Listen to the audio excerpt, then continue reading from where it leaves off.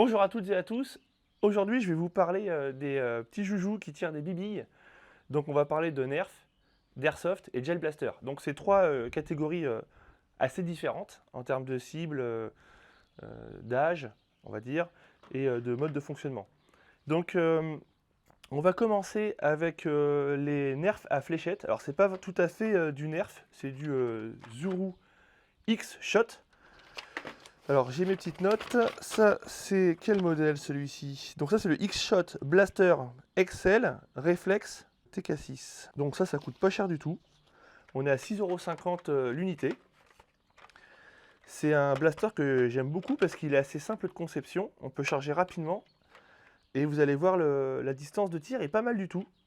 Donc là pour ce test, je vais utiliser des fléchettes Zuru. Donc c'est les fléchettes d'origine. On va tester tout de suite la portée. Au niveau du chargement, comme je l'ai expliqué, c'est relativement simple et rapide. Il y a juste à enfiler les petites fléchettes. Voilà. Tac. Donc on en met 6.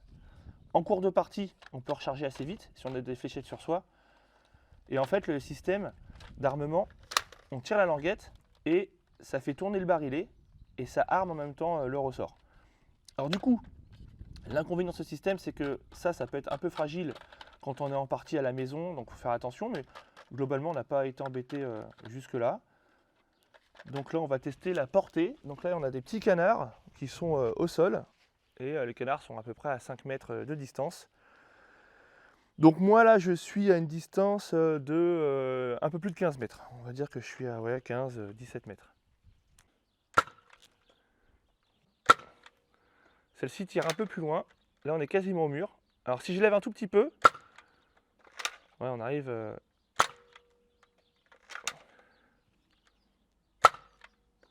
On est entre 12 et 15 mètres de portée, ce qui est pas mal. Pour la maison, en tout cas, ça suffira largement. Et en jardin, on a de quoi s'amuser un peu. Vous pouvez vous mettre à tirer en cloche et vous allez gagner 5 mètres facile, puisque là, on est quasiment à 20 mètres du mur. Et les flèches retombent à peu près au niveau du mur.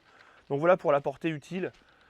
Évidemment, ce sera plus aléatoire au niveau de la précision à ce stade-là. Alors là, on va passer au Nerf Rival. Donc le Nerf Rival, il utilise des billes de mousse jaune. Donc là, on n'est plus sur des fléchettes. Voilà les petites billes. Alors ça, c'est pas les billes d'origine. Donc du coup, elles peuvent des fois un peu enrayer la mécanique. On va commencer avec le knockout. Alors, tir en droit. Ok, la boule tombe à peu près au même niveau que la fléchette de tout à l'heure. Alors on sent qu'il y a un peu plus de pêche, mais c'est pas pour autant que la portée est vraiment supérieure. En tirant un peu en cloche, on va atteindre le mur, donc on a un tout petit peu plus de portée, mais c'est pas non plus la folie. Même en cloche, hein, voilà, j'arrive jusqu'à l'arbre. Donc alors lui, pour pas s'enrayer, il faut bien armer vers le haut. Ah, on a un tout petit peu plus de portée. Ah, voilà. Ouais.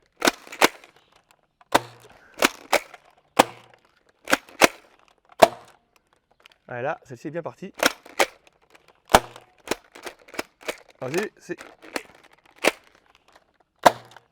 il peut y avoir des armements un peu capricieux, mais ça, je pense que ça vient plus des billes qui ne sont pas tout à fait celles d'origine. Et alors pour ça, il y a des tutos sur YouTube où on peut changer un joint et ça permettrait d'optimiser en fait la compatibilité entre les différentes marques de billes. Là, on voit bien qu'il y a un système hop-up à l'intérieur, enfin un pseudo-système hop-up. C'est ce qu'on va retrouver un peu sur l'Airsoft. Là, c'est une languette qui va venir en fait faire frotter la bille à l'envers et ça va lui donner un effet pour qu'elle aille plus loin. Là, elle est bien partie. Hein. Celle-ci, elle n'est pas partie du tout. Voilà. Ah, nickel. Donc, c'est quand même pas mal le takedown. Le truc, c'est qu'avec les fléchettes, suivant l'état de la fléchette, elle va partir plus ou moins droit. Donc, il y a un côté un peu moins régulier avec les fléchettes, alors que les billes, elles, sont plus régulières. On note aussi que le takedown a un peu plus de portée. Alors, est-ce que c'est lié à la longueur du canon? qui lui donne un peu plus de précision, comme en airsoft. C'est possible. Est-ce que le ressort aussi n'est pas un peu plus dur pour donner un peu plus de puissance? Donc voilà, on va dire que le Knockout, il est à peu près équivalent finalement, tout en ayant plus de puissance que le Zuru, alors que le Takedown, lui, va avoir un peu plus de portée, légèrement plus de portée que les flèches. Voilà. Mais bon, c'est pas non plus le jour et la nuit, hein, ça va jouer à 4-5 mètres, ce qui est déjà pas mal. Au niveau du prix, le Knockout, on le trouve dans les 13 euros. Le Takedown, c'est plus compliqué puisque il est rare en ce moment à trouver. Donc, on pouvait le trouver à un moment dans les 25 euros, mais là, il est plus dans les 50 euros, voire 75 euros. Une machine qui est sympa. Moi, j'aime bien les nerfs comme ça qui sont mécaniques. Je suis pas trop fan des gros nerfs à batterie finalement. Voilà, donc en termes de temps de recharge, le Knockout, coup par coup, donc là c'est quand même beaucoup plus long. Celui-ci, il est pas très rapide non plus parce que même s'il peut embarquer 7 billes, le problème c'est que des fois ça peut s'enrayer et puis il faut quand même les charger les 7 billes, ça prend un peu de temps. Mais bon, ça reste deux machines vraiment sympas, assez puissantes et il y a de quoi s'amuser. On va passer à une toute autre catégorie. Celui-ci c'est le Gel Blaster type Glock Graffiti. On est vraiment sur du cheap, ça coûte 20 euros. C'est très plastique. Et je trouve que c'est un petit peu fragile. Mais par contre, ça marche vraiment très bien. Alors, en fait, on met ces petites boules là, ce sont des Orbeez, des petites billes qu'on va hydrater dans de l'eau. Et au bout de 4 heures, on va avoir des billes de cette taille-là. C'est un petit peu plus gros que des billes d'airsoft. Et ça s'écrase. On va dire que c'est fortement biodégradable, du coup, puisque c'est vraiment constitué finalement essentiellement d'eau. Donc on va le charger. Alors, pour charger ça, on a un petit réservoir. Alors il y a plusieurs modèles, hein. Il y a des modèles où en fait il y a des vrais chargeurs par en dessous. Il y a des répliques type un peu airsoft, hein. On a des petits Uzi, des petits M4. On a vraiment plein de formats différents. Celui-ci c'est le Glock, hein, donc c'est le pistolet assez basique. Alors c'est rechargé avec une batterie 7V4. Alors c'est sûr que pour le prix c'est vraiment pas cher. Alors 20 euros c'est vraiment la version la moins chère.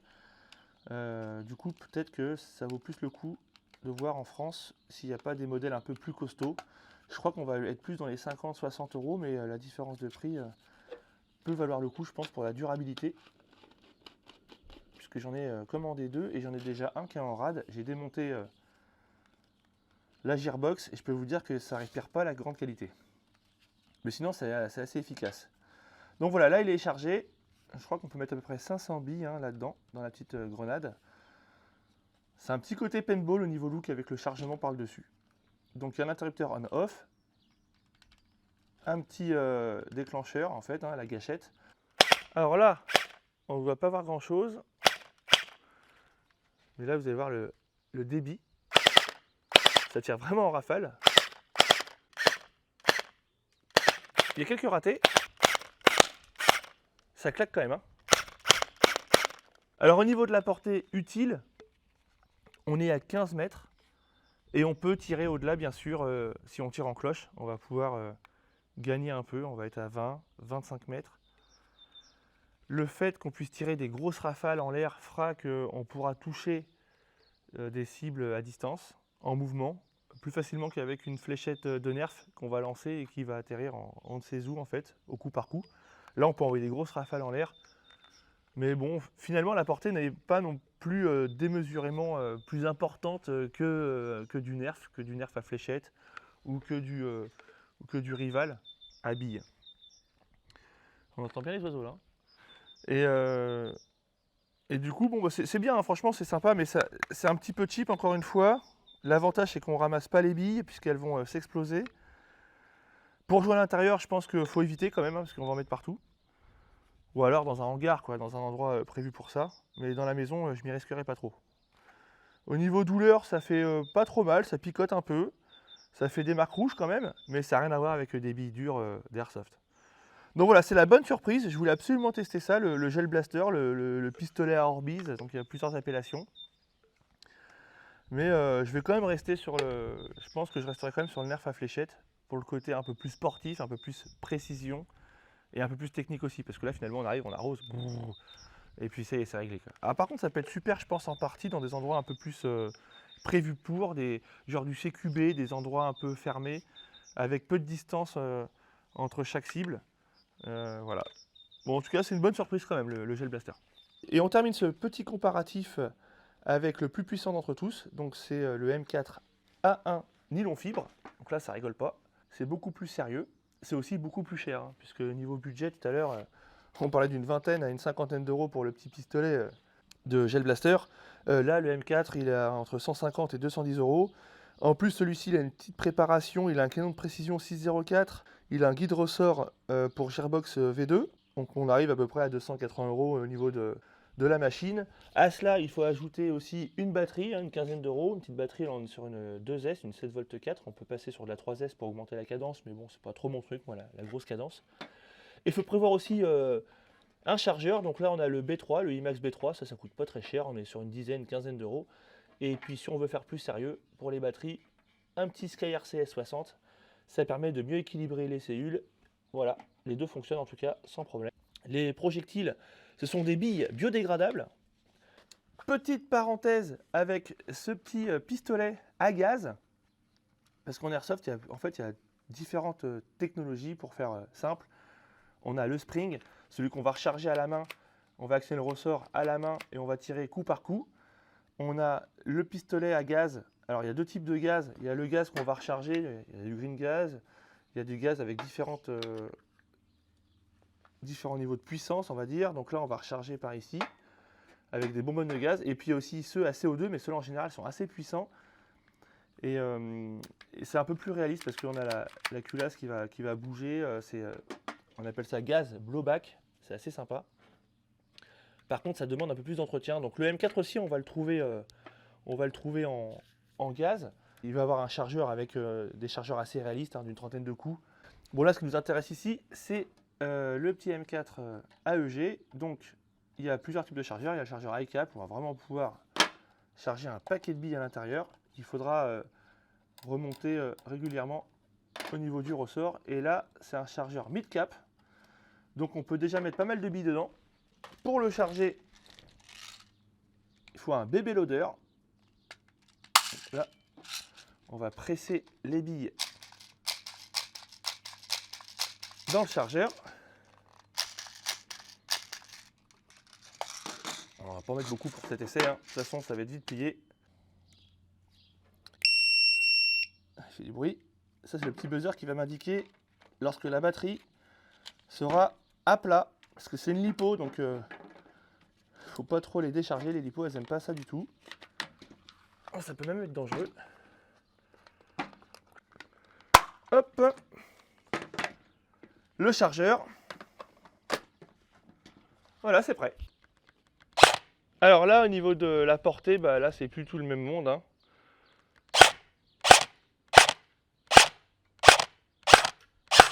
Là, on est carrément précis et on est à 40 mètres.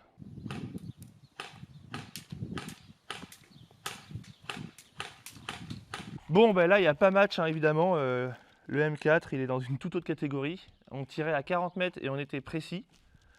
En tirant en cloche, juste pour voir, je peux estimer la distance doublée, donc 80 mètres. Je pense qu'elle y va. En termes de précision, on doit pouvoir être à 50 mètres sans problème pour toucher quelqu'un dans une forêt, quoi.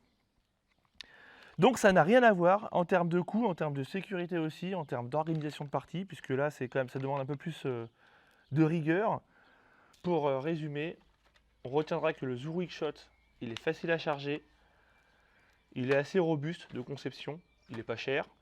La portée utile, c'est-à-dire si on ne tire pas trop en cloche, mais à peu près droit, avec des fléchettes qui vont aussi à peu près droit, on va être à 15 mètres, donc c'est quand même pas mal. L'inconvénient, c'est les fléchettes. Les fléchettes, faut faire attention quand on les manipule, il ne faut pas les marcher dessus, parce qu'elles peuvent se tordre et perdre en performance. Voilà, donc ça c'est le petit point négatif, la durabilité des fléchettes. Mais bon, pour l'instant, j'en ai jeté très peu, après 4-5 parties, donc c'est quand même pas trop mal. Le Nerf Rival. Alors là, du coup, on a deux machines un peu différentes. Donc le pistolet, le knockout, coup par coup, donc ça se recharge un peu moins vite évidemment. Avantage, ça ne s'enraye pas. Avantage des boules aussi, c'est plus régulier. Par contre, niveau portée, on est pas loin d'un X-Shot Zuru. Par rapport à une fléchette, ça va pas beaucoup plus loin. Pareil, on est sur une portée utile de 15 mètres. Pourtant, c'est plus dur à charger. Le ressort est plus dur. On sent qu'il y a plus de pêche. Ça claque plus fort. Mais c'est pas pour autant beaucoup plus efficace. Pourtant, celui-ci, il a un hop-up. Hein. Enfin, il a un pseudo hop-up. En revanche, le takedown, canon plus long. C'est peut-être ça qui explique. Peut-être le ressort aussi, un peu plus dur. C'est peut-être ça qui permet à la bille d'aller plus loin. Là, par contre, le mur, qui est à 20 mètres, bah là, il y va, quoi. Sur les coups bien portés, la bille, elle va toucher le mur. Donc, on a vraiment un gain de 5 mètres par rapport aux autres, même s'il y a quelques ratés. D'ailleurs, c'est son inconvénient, c'est qu'il faut bien prendre le temps de bien charger, parce qu'il y a souvent une bille qui va se coincer. Des fois, on va en tirer deux, des fois, on va pas en tirer du tout. Des fois, il va être carrément coincé, il faudra le déverrouiller. C'est l'inconvénient. Donc, il faut vraiment être méticuleux, il faut bien l'armer. Voilà, il faut prendre le temps. Donc, on peut se retrouver nez à nez avec un adversaire, un partenaire plutôt, de jeu, et se retrouver un peu comme un con. Mais ça reste quand même une très bonne machine. Alors, il faudra peut-être voir aussi avec des billes de meilleure qualité, peut-être, puisque là, c'était pas des billes Nerf, c'était des billes no name.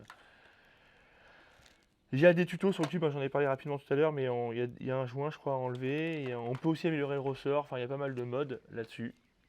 En tout cas, dans son jus, c'est déjà pas mal. Le Gel Blaster, alors ça, c'était la surprise. C'est compact, c'est pas cher. D'ailleurs, le Rival non plus, c'est pas très cher. On n'est pas sur des machines qui coûtent très cher. Le Gel Blaster, ça arrose dans tous les sens. Portée utile, finalement, c'est pas tant que ça. On est à 15 mètres. On est à peu près comme les fléchettes. Il n'y a pas un gros écart. Alors si on tire en cloche, ok, on va chercher un peu plus loin évidemment. Surtout qu'on pourra faire un nuage de billes. Donc là, on pourra vraiment envoyer des rafales en l'air et espérer toucher à 20, voire peut-être 30 mètres. Mais bon, à mon avis, 20-25 mètres, on est déjà au bout, quoi. C'est très fun, voilà. Après, voilà, c'est un peu cheap, comme j'ai dit tout à l'heure. Peut-être voir pour des modèles un peu plus qualitatifs, idéalement en France. Comme ça, vous pourrez demander conseil aux vendeurs sur la gearbox, sur l'état des pièces internes, sur la possibilité de le réparer en cas de casse. Voilà.